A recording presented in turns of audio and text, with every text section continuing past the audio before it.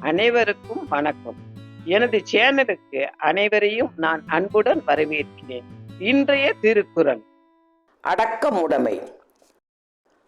அடக்கம் அமரருள் உய்க்கும், அடங்காமை ஆறிருள் உய்த்து விடும்.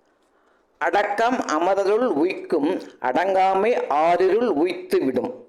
இதன் பொருள், அடக்கம் ஒருவனை உயர்த்தி தேவருள் சேர்த்துவிடும், அடங்காமை பேரிருள் ஆகிய நரகத்தில் தள்ளிவிடும் என்பதே ஆகும். அடக்கம் ஒருவனை உயர்த்தி தேவருள் சேர்த்துவிடும், அடங்காமை பேரிருள் ஆகிய நரகத்தில் தள்ளிவிடும் என்பதே ஆகும். காக்கப் பொருளா அடக்கத்தை, ஆக்கம் அதனினும் ஊங்கில்லை உயிர்க்கு. காக்கப் பொருளா அடக்கத்தை, ஆக்கம் அதனினும் ஊங்கில்லை உயிர்க்கு. இதன் பொருள், அடக்கத்தை உறுதி பொருளாக கொண்டு பேணி பாதுகாத்து வருக. உயிருக்கு ஆக்கம் தருவது அதனினும் மேம்பட்ட செல்வம் இல்லை. அடக்கத்தை உறுதி பொருளாக கொண்டு பேணி பாதுகாத்து வருக. உயிருக்கு ஆக்கம் தருவது அதனினும் மேம்பட்ட செல்வம் இல்லை.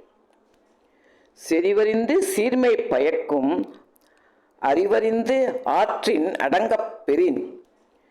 செறிவறிந்து சீர்மை பயக்கும், அறிவறிந்து ஆற்றின் அடங்கப் பெறின். இதன் பொருள், அறிய வேண்டியவற்றை அறிந்து நல்வழியில் அடக்கத்துடன் ஒழுகும் பண்பை பெற்றால் அந்த அடக்கம் பிறரால் அறியப்பட்டு மேன்மை பயக்கும். இதன் பொருள், அறிய வேண்டியவற்றை அறிந்து நல்வழியில் அடக்கத்துடன் ஒழுகும் பண்பை பெற்றால் அந்த அடக்கம் பிறரால் அறியப்பட்டு மேன்மை பயக்கும். நிலையில் திரியாது அடங்கியான் தோற்றம் மலையினும் மானப் பெரிது. நிலையில் திரியாது அடங்கியான் தோற்றம் மலையினும் மானப் பெரிது.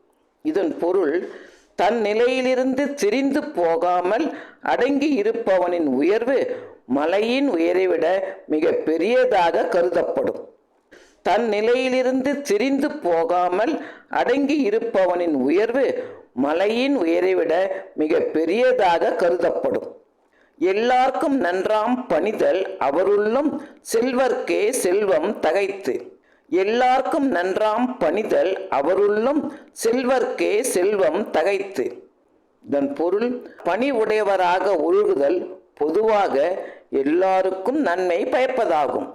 அவருள்ளும் செல்வர்க்கு சிறப்பாக மற்றொரு செல்வமும் போன்றது ஆகும். பணி உடையவராக ஒழுகுதல் பொதுவாக எல்லாருக்கும் நன்மை பயப்பதாகும்.